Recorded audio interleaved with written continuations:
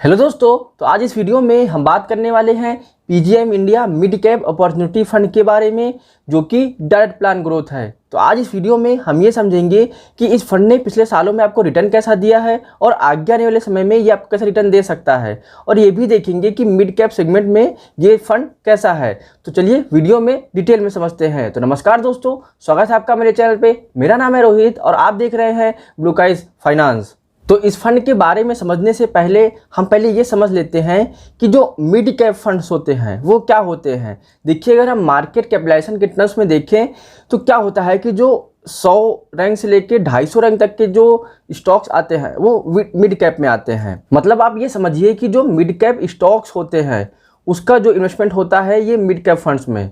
तो I hope आपको ये समझ आ गया होगा कि जो मिड कैप फंड्स होते हैं वो क्या होते हैं। सिंपली ये समझिए कि जो मिड कैप स्टॉक्स होते हैं उनका जो इन्वेस्टमेंट होता है मोस्टली उनको ही हम मिड कैप फंड्स बोलते हैं। तो अगर अभी हम ये देखें कि जो इसका पोर्टफोलियो है वो कैसा बना है, जैसा कि आप स्क्रीन पे देख सकते हैं कि इसका जो इक्विटी सेगमेंट है वहाँ पर 96.56% का इन्वेस्टमेंट आता है, और जो इक्विटी में लार्ज कैप सेगमेंट है, लार्ज कैप में इसका 16.41% है, मिड कैप में 74.05% है, और वहीं अगर हम स्मॉल कैप की बात करें तो स्मॉल कैप में इसका 9.54% का इन्वेस्टमेंट आता है।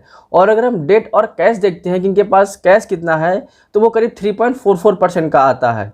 तो जैसा कि अभी आपने देखा कि जो इसका मेजर इन्वेस्टमेंट है वो इक्विटीज फंड्स में है, और इसका मिड कैप में करीब 75% का इन्वेस्टमेंट आता है। तो वहीं अगर हम इस फंड की कुछ बेसिक डिटेल्स देखते हैं, जैसे कि वो है, अगर इस फंड का हम लॉन्च डेट देखें तो ये फंड 2 दिसंबर 2013 को लॉन्च हुआ था, और अगर इसका हम रिटर्न देखते हैं जब से फंड लॉन्च हुआ है तो वो काफ़ी अच्छा रहा है, करीब 21.60% का रिटर्न रहा है।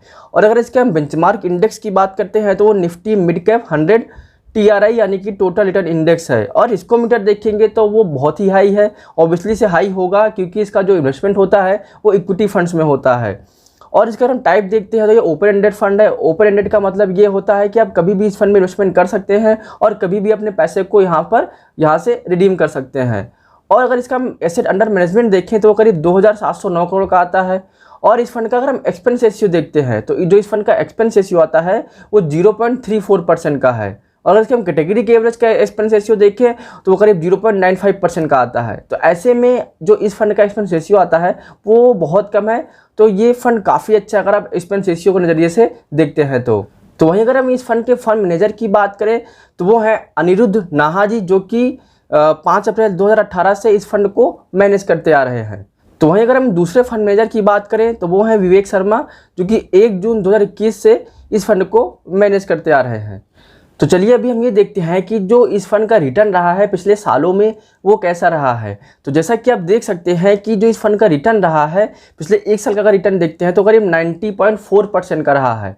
और अगर इसकी कैटेगरी की एवरेज का रिटर्न देखेंगे तो करीब 72.8% का रहा। और इसकी अगर रैंकिंग देखते हैं इसी कैटेगरी में मिड कैप में तो ये नंबर 1 रैंकिंग है। और अगर हम बात करें पिछले 3 साल के रिटर्न की तो पिछले 3 साल का रिटर्न आप देख सकते हैं वो करीब 36.5% का रहा है। और अगर इसके कैटेगरी के एवरेज का रिटर्न देखें तो वो 17% का ही रहा है। तो ऑब्वियसली से ये इस कैटेगरी में भी नंबर 1 रैंक किया। और अगर हम पिछले 5 साल का रिटर्न देखते हैं तो पिछले 5 साल का रिटर्न इसका करीब 21.7% का रहा है। और इसके कैटेगरी के एवरेज का अगर हम रिटर्न देखें तो करीब 15.5% का रहा। तो इसमें भी ये दूसरे नंबर पर इसकी रैंकिंग रही है। और अगर ओवरऑल रिटर्न देखते हैं तो जो इस फंड का रिटर्न रहा है वो करीब 21.5% का रहा है।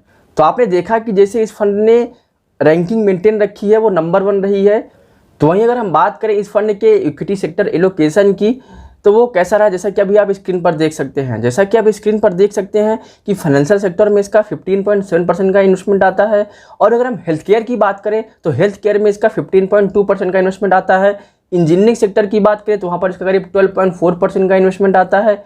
और अगर टेक्नोलॉजी की बात करते हैं तो टेक्नोलॉजी में इसका करीब 11.1% का इन्वेस्टमेंट आता है। कंस्ट्रक्शन की बात करें तो कंस्ट्रक्शन में इसका 9.6% का इन्वेस्टमेंट है। और अदर सेक्टर देखते हैं तो वहाँ पर करीब 8.9% का इन्वेस्टमेंट आता है। और केमिकल्स में देखें तो केमिकल्स में करीब इसका 8.2% का इन्वेस्टमेंट है। और अगर हम सर्विसेज सेक्टर की बात करते हैं तो वहाँ पर इसका करीब 7.3% का इन्वेस्टमेंट आता है। और अगर हम ऑटोमोबाइल में देखें तो ऑटोमोबाइल में इसका करीब 6.4% का इन्वेस्टमेंट है। और अगर हम कंज्यूमर ड्यूरेबल को देखते हैं तो वहाँ पर इसका करीब 5.2% का इन्वेस्टमेंट आता है। तो जैसा कि आपने देखा कि जो इसका सेक्टर एलोकेशन है वो कह सकते हैं कि काफ़ी डाइवर्सिफाई है। मतलब कि इसका जो कह सकते हैं कि सेक्टर एलोकेशन है वो करीब 10 से 12 सेक्टर्स में है। तो इसीलिए ये फंड बहुत ही ज़्यादा डाइवर्सिफाई है और बहुत ही ज़्यादा आप ये कह सकते हैं कि सिक्योर फंड्स हैं। तो वहीं अगर हम इसके टॉप 10 होल्डिंग्स को देखते हैं, जैसा कि आप स्क्रीन पर देख सकते हैं कि मैक्स हेल्थ केयर इंस्टीट्यूट जो कि हेल्थ केयर सेक्टर का स्टॉक है, इसमें जो इसका एसेट एलोकेशन आता है वो करीब 4.98% का है। एमफैसिस की बात करें तो ये भी टेक्नोलॉजी सेक्टर का स्टॉक है, इसमें इसका करीब 3.65% का इन्वेस्टमेंट आता है। माइंडट्री की बात करें तो माइंडट्री भी टेक्नोलॉजी सेक्टर का स्टॉक है, इसमें जो इसका इन्वेस्टमेंट आता है वो करीब 3.62% का है। मैक्स फाइनेंशियल सर्विसेज की बात करें तो ये भी फाइनेंशियल सेक्टर का स्टॉक है, इसमें जो इसका एसेट एलोकेशन आता है वो 3.47% का है। कोफोर्ज की बात करें तो कोफोर्ज टेक्नोलॉजी सेक्टर का स्टॉक है, इसमें जो इसका एसेट एलोकेशन आता है वो करीब 3.42% का है। सनोफी इंडिया की अगर हम बात करें तो वो भी हेल्थ केयर सेक्टर का स्टॉक है, इसमें जो इसका एसेट एलोकेशन आता है वो 3.38% का है। मुथूट फाइनेंस की बात करें तो ये भी फाइनेंशियल सेक्टर का स्टॉक है, इसमें जो इसका एसेट एलोकेशन आता है वो 3.35% का है। BASF इंडिया ये केमिकल सेक्टर का स्टॉक है, इसमें जो इसका एसेट एलोकेशन आता है वो 2.98% का है। और अगर वोल्टास की बात करें तो वोल्टास कंज्यूमर ड्यूरेबल का स्टॉक है, इसमें जो इसका एसेट एलोकेशन आता है वो 2.89% का है। तो वहीं अगर हम कमिंस इंडिया की बात करें तो ये भी इंजीनियरिंग सेक्टर का स्टॉक है, इसमें जो इसका एसेट एलोकेशन आता है वो 2.82% का है। तो वहीं अगर हम बात करें इसके मिनिमम इन्वेस्टमेंट अमाउंट की, तो अगर आप लमसम में इन्वेस्टमेंट करना चाहते हैं तो आपको मिनिमम 5,000 रुपये का इन्वेस्टमेंट करना होगा। और वहीं अगर आप SIP करना चाहते हैं यानी कि पर मंथ आप इन्वेस्टमेंट करना चाहते हैं तो उसके लिए आपको 1,000 रुपये का पर मंथ SIP करनी होगी। तो चलिए अभी हम ये देखते हैं कि अगर आपने इस फंड में 1,000 रुपये का पर मंथ SIP करते आ रहे हैं पिछले सालों से, तो आपका जो रिटर्न हो जाएगा वो कितना हो जाएगा, चलिए हम स्क्रीन पर देखते हैं। जैसा कि आप स्क्रीन पर देख सकते हैं कि अगर पिछले 1 साल से आप पर मंथ इस फंड में 1,000 रुपये का इन्वेस्टमेंट करते आ रहे हैं तो आपका जो टोटल इन्वेस्टमेंट हो जाएगा वो हो जाएगा 12,000 रुपये। और आज के समय में जो इस फंड की वैल्यू हो जाएगी वो हो जाएगी करीब 17,008 रुपये। यानी कि इसमें आपको जो टोटल प्रॉफिट हो रहा होगा वो करीब 5,008 रुपये का इसमें आपको प्रॉफिट हो रहा होगा। और अगर हम बात करें 3 साल पहले की, यानी 3 साल पहले से आपने इस फंड में 1,000 रुपये का पर मंथ इन्वेस्टमेंट किया हुआ है तो आपका जो टोटल इन्वेस्टमेंट हो जाएगा वो हो जाएगा करीब 36,000 रुपये। और आज के समय में जो इस फंड की वैल्यू हो जाएगी वो हो जाएगी करीब 76,540 रुपये। इसमें जो आपको प्रॉफिट हो रहा होगा वो करीब 40,540 रुपये का इसमें आपको प्रॉफिट हो रहा होगा। और अगर हम बात करें 5 साल पहले की, यानी 5 साल पहले से आप इस फंड में 1,000 रुपये पर मंथ इन्वेस्टमेंट करते आ रहे हैं तो आज के समय में जो आपका टोटल इन्वेस्टमेंट हो जाएगा वो हो जाएगा 60,000 रुपये। और आज के समय में जो आपकी वैल्यू हो जाएगी आपके फंड की वो हो जाएगी करीब 1,34,723 रुपये। इसमें जो आपको प्रॉफिट हो रहा होगा वो करीब 74,723 रुपये का इसमें आपको प्रॉफिट हो रहा होगा। तो आइए अभी हम ये देखते हैं कि आपने अगर इस फंड में 10,000 रुपये का लमसम में इन्वेस्टमेंट किया होगा पिछले सालों में तो उसका रिटर्न कितना हो गया होगा। तो चलिए हम स्क्रीन पर देखते हैं। जैसा कि आप स्क्रीन पर देख सकते हैं कि अगर आपने 10,000 रुपये का लमसम में इन्वेस्टमेंट किया होगा 3 साल पहले तो आज के समय में जो इस फंड की वैल्यू हो जाएगी वो करीब 25,448 रुपये हो जाएगी। इसमें जो आपको रिटर्न मिल रहा है वो करीब 36.5% का रिटर्न मिल रहा है जो कि काफ़ी अच्छा है। और अगर 5 साल पहले का डेटा देखें तो 5 साल पहले अगर आपने इस फंड में 10,000 रुपये का इन्वेस्टमेंट किया होगा तो आज के समय में उस फंड की वैल्यू जो हो जाएगी वो 26,742 रुपये हो जाएगी। तो और इसमें जो आपको रिटर्न मिल रहा है वो करीब 21.72% का इसमें आपको रिटर्न मिल रहा है। तो अगर इस फंड के एग्जिट लोड की बात करते हैं, यानी कि अगर आज आपने इस फंड में इन्वेस्टमेंट किया और आप अगर 90 दिन के पहले आपने इस फंड से अपने पैसे को रिडीम किया तो वहाँ पर क्या होगा कि अगर आप 10% से ज़्यादा अपना अमाउंट रिडीम कर रहे हैं तो वहाँ पर आपको आधा % का एक्स्ट्रा चार्ज देना होगा, या फिर आप कह सकते हैं कि एक्स्ट्रा लोड देना होगा जिसको हम एग्जिट लोड बोलते हैं। तो वहीं अगर हम इस फंड की NAV देखते हैं तो इस फंड की करंटली NAV चल रही है वो करीब 46 रुपये 29 पैसे की है। और अगर हम इसकी रेटिंग की बात करें, चाहे आप वैल्यू सर्च की रेटिंग देखें चाहे क्रेजिल की रेटिंग देखें, तो ये सब में ये 5 स्टार की इसकी रेटिंग बनी हुई है।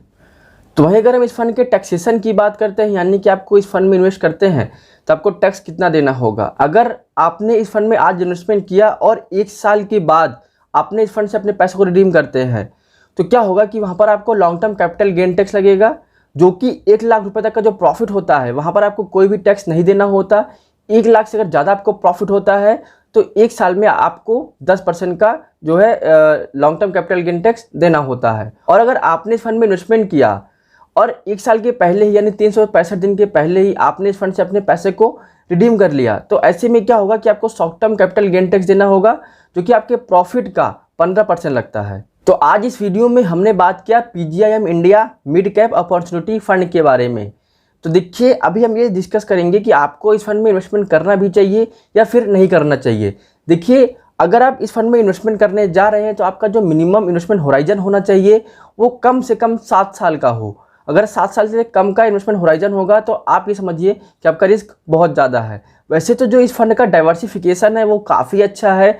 इसमें जो सेक्टर्स हैं वो बहुत सारे सेक्टर्स हैं और किसी भी सेक्टर में 12 से 15% से ज़्यादा इन्वेस्टमेंट नहीं है। तो ये अगर आप मिड कैप में इन्वेस्टमेंट करने का सोच रहे हैं और आपका जो इन्वेस्टमेंट होराइजन 7 साल से ज़्यादा है तो ऐसे में आप पीजीएम इंडिया मिड कैप को चूज़ कर सकते हैं। और अगर हम इसके एक्सपेंस रेशियो की बात करें तो जिसका एक्सपेंस रेशियो आता है, अगर आप डायरेक्ट फंड्स में इन्वेस्टमेंट करते हैं तो वहाँ पर क्या होगा कि बहुत ही कम है, 0.34% का ही है। तो आई होप आपको वीडियो पसंद आया होगा। अगर आपको वीडियो पसंद आया हो तो आप वीडियो को लाइक कर सकते हैं। अगर आपको ऐसे ही म्यूचुअल फंड रिलेटेड वीडियोज़ चाहिए तो आप मेरे चैनल को सब्सक्राइब कर सकते हैं। तो आज के लिए इतना ही, मिलते हैं अगले वीडियोज़ में।